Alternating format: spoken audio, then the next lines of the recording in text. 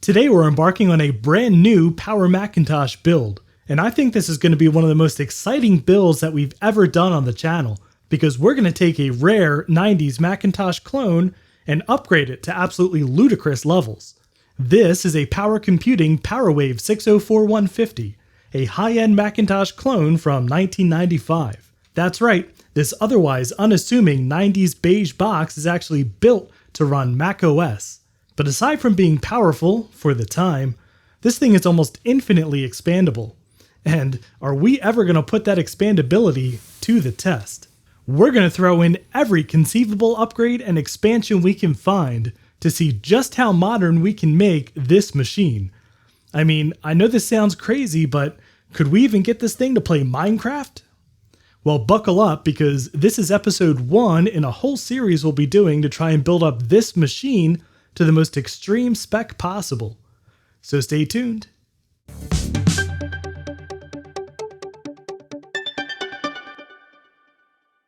And if you're a fan of monstrously mutated Macintosh clones and upgrading old computers beyond what is even remotely reasonable, I hope you'll consider subscribing to the channel. It's going to be a lot of fun turning this PowerWave into a powerhouse, and it's definitely worth sticking around for.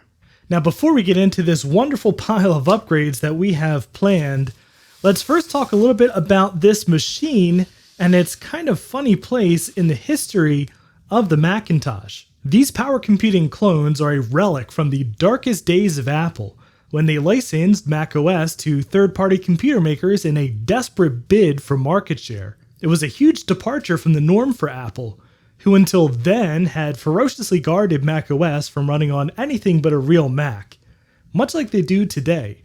But this clone program was short-lived. Instead of expanding the macOS market share versus Windows as Apple had hoped, the clones wound up competing with Apple's own computers at the high end, with machines like this PowerWave often being both less expensive and more powerful than the equivalent genuine Macintosh. For example, the first multiprocessor Macintosh was actually a clone, the Daystar Genesis MP. And when Steve Jobs returned to Apple, he nixed the clone program, letting the licensing agreements expire and smartly even acquiring some of the best technologies that came from the clone manufacturers, including power computing itself.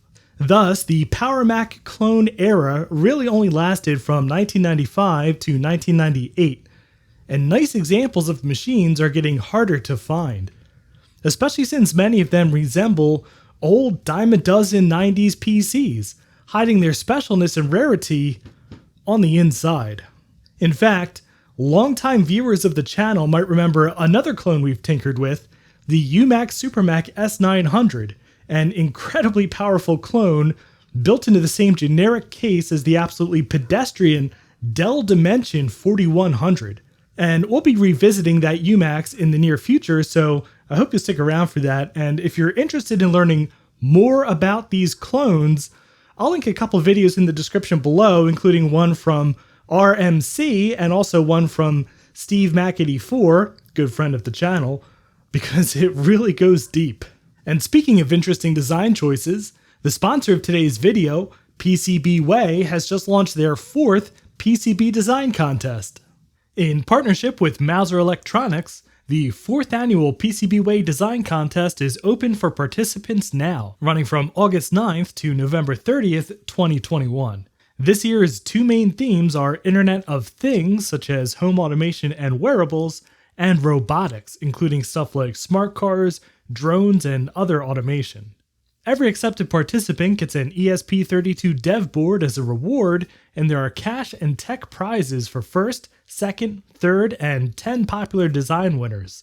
So head over to PCBWay.com, check out some of the current submissions, and get started building your own. Link in the description below. Now let's take a quick look around this PowerWave because, as the car nerds might say, it has a lot of quirks and features. Based on the same Tsunami motherboard reference design that most of the clone manufacturers used, it came with either a 120, 132, or 150 MHz PowerPC 604 processor. Standard RAM was 16 megabytes, average for the time, but this was upgradable to a whopping 1 gigabyte. That's more than the original Power Mac G3, and you better believe that's a number we're aiming for. It came with a base 850 megabyte SCSI hard drive and a 4X SCSI CD-ROM. Ours is also equipped with this nice Zip 100 drive, which sadly does not seem to work. It takes discs and the light flashes, but they never mount. Around the back of the machine, there is audio in and out. You have an ADB port, just a single one for you to daisy chain your keyboard and mouse into. 2 mini DIN 8 Geo ports, a very handy DB25 SCSI connector, and very thankfully, an RJ45 10 base T Ethernet connector so we can hook straight into our modern router, and an AAUI port for other networking dongles. And most exciting, this machine came with an ATI Exclaim video card, which, unlike any real Macintosh, let this machine support standard VGA monitors right out of the box. Oh, and there's also these two quite noisy fans back here. This system fan and then the fan for the power supply. They are quite dirty, but we're going to replace at least one of them, maybe both, with something much quieter. Moving to the inside, this case is super easy to get into. There's just a single thumb screw right here, and then 2 tabs at the bottom, and you can pull the entire case away just like that. And then let's lay this thing down so I can show you the most exciting part, which hides right under this video card here, which is right here, these 3 PCI slots, which are just on this PCI daughter board. 1 slot taken up by the video card, and then 2 open PCI slots. And I'll tell you, that gives us a ton of options for stuff we can cram into this machine. And then the other exciting thing, probably more exciting than PCI slots, is right here. This silver heatsink is the processor, and it is on its own daughter card. Very easy to upgrade and replace, and there are a lot of CPU upgrades released for these PCI Power Macs and clones, and wait till you see the upgrade that we have for this machine. Okay, let's take a look at this lovely pile of upgrades here, because I really think that we're about to build the fastest power computing PowerWave that has ever existed. My goal here is to get the most performance possible out of the original classic machine. So, in this big pile of upgrades, let's just dig in and I'll show you what each thing is.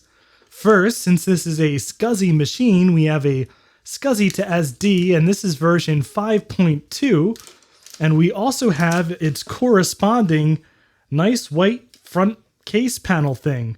Now, the PowerWave doesn't have any bays this size, so I also got a lovely little bracket, which includes this very nice color match to the case at least panel that this will fit right in. And I'm not quite sure if I'm going to keep this on the front of the machine. I may try to 3D print something to mount this out the back of the machine, just to keep the front as clean and classic as possible. Next, we have a Sonnet Tango 2.0, which is a FireWire 400 and USB 2.0 combo card in a lovely purple PCB. And this is brand new, never before opened. So we'll pull out my trusty cheap mall knife and see what it's like inside. Yeah, there we go. That is a Sonnet Tango, all right. It's so deliciously purple. I love it. And this gives us 2 FireWire 400 ports, 2 USB 2.0 ports, and also a FireWire 400 and USB 2.0 inside the machine in case we want to run any, I don't know, drives or anything that weren't originally meant to be mounted inside the machine. And this should work on both macOS 9 and macOS 10. And replacing that original ATI Exclaim video card, which I think has 4 megs of VRAM, we have an ATI Radeon 9200 with 128 megs of VRAM.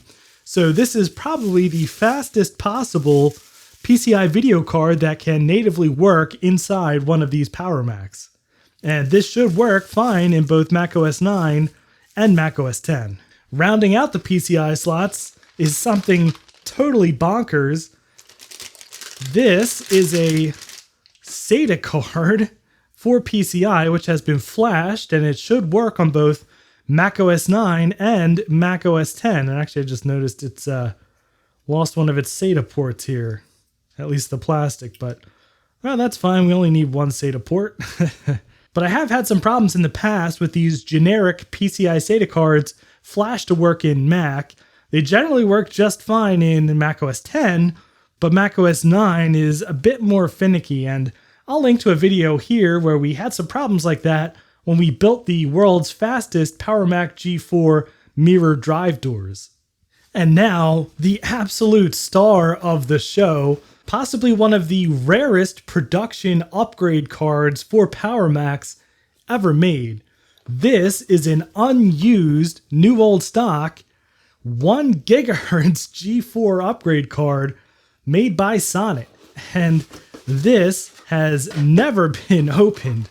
We have an instruction manual, which is quite nice and comes with the drivers on floppy disk. And my goodness, just look at that. We have the sticker and everything. But this is a 1 gigahertz upgrade card. And let me put into perspective just how much of an upgrade this is. Released in 2007, this upgrades what is a base model 120 megahertz PowerWave to 1 gigahertz. That is a 733% increase in clock speed alone. And then just factor in all of the improvements in the G4 processor itself and the 2 megs of level 3 cache. It's almost unfathomable. And I think this is going to let us run all sorts of modern software and games, including Minecraft. Whether it's playable is anyone's guess, but I think we'll get at least a couple frames per second out of it because I've run Minecraft on slower machines than 1 gigahertz. Although granted, this very old PCI Power Mac has a lot of other bottlenecks on its 1995 motherboard. But it's going to be really a ton of fun taking benchmarks of the stock machine, at least with the SCSI to SD, at 150 megahertz, and then taking those same benchmarks again at 1 gigahertz of a G4. So there's a couple upgrades that I'd really like to get done today.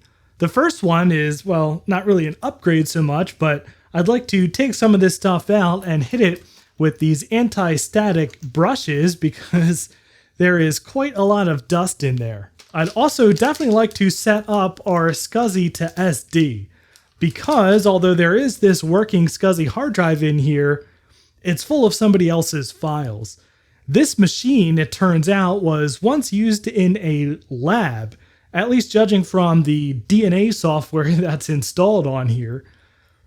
And that's also why we're not going to explore this machine in its current state. I just don't want to show someone else's personal files on the channel. And in fact, I plan to wipe this drive once I just check the installed extensions and software just to see if there's anything rare or hard to find on there that I can archive. And fortunately, this hard drive caddy here has this nice cutout and mounting holes for a fan. And this actually corresponds to grates on the outside of the case. And since we're putting in a 1 gigahertz processor in here, I think it'd be a good idea to stick another fan here and yeah, really think about how this airflow should work.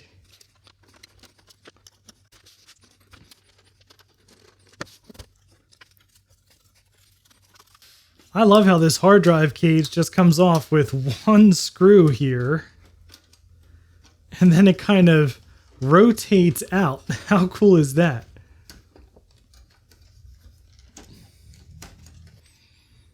Yeah, there's a hinge right here. I've never seen that before.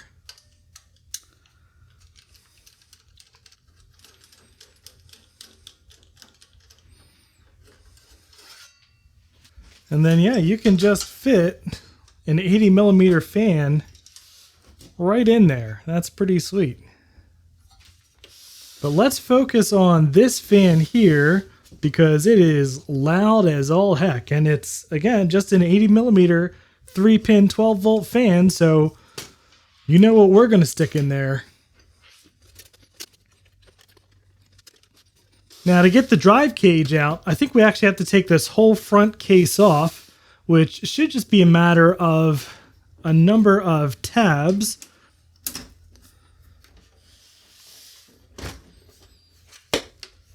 And speaker just falls out, but has a nice foam backing. That's pretty weird. And we're going to put our SCSI to SD right here, at least for the time being. And let's use our cool little bracket. Alright, so that mounts on there quite nicely, and then hopefully this will just snap in place.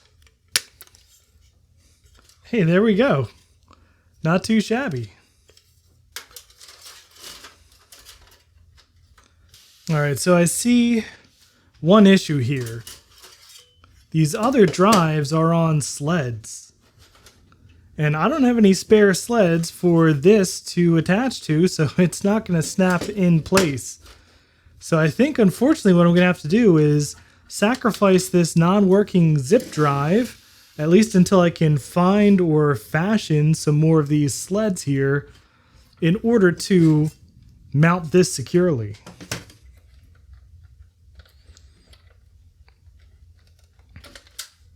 All right, there we go.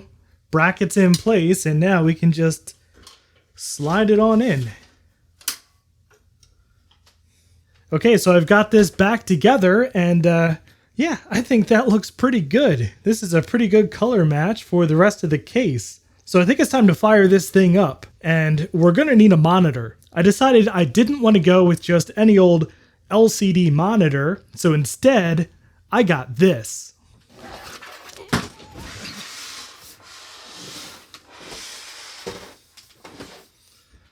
This absolute monster is a 17-inch Sony Trinitron flat screen CRT, and it is beautiful. It's a little nicked up around the edges, but I recently found this for $5 at my favorite place to find old tech, Thunderbird Salvage here in Philadelphia.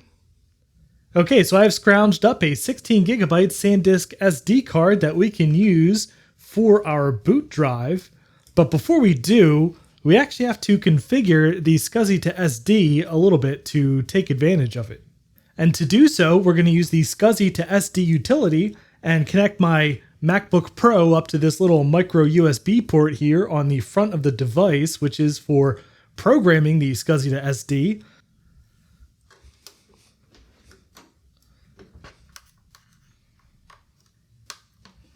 Okay, and just a quick note, if you have SCSI to SD util running on your Mac, you might notice that all of this text is white and unreadable against the gray background. The reason for that is actually pretty simple. This app just does not do the dark mode very well, so if you put this back into light mode, then you can actually read what's going on with the SCSI to SD util. So the only thing that we're going to do is in the device one defaults, we're going to set Quarks mode to Apple. And then since we have a 16 gig drive, I'm just going to put 16 gigs here because otherwise we'll only have use of the first 2 GB, which is the default. And then you can do File and you save it to the device. And it's going to write that firmware, and then we should be able to install macOS on the full 16 GB drive just fine. Now we're going to eventually need to put macOS 9.1 on here because I want to put macOS 10, and I think we can get this thing all the way up to 10.5 Leopard.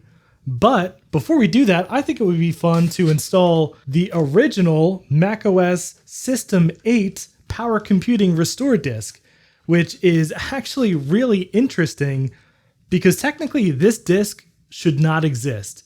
One of the ways that Steve Jobs got rid of the clone program is by upgrading the macOS from System 7 to macOS 8, because the clone agreements only allowed those manufacturers to sell machines with versions of System 7.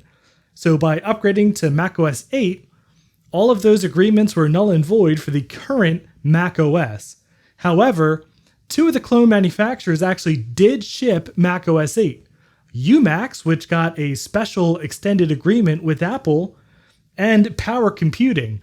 And the reason Power Computing did it is because technically they didn't exist. They were acquired by Apple. So this CD with macOS 8 branded Power Computing was actually released by Apple. So let's boot up the machine and try to install it.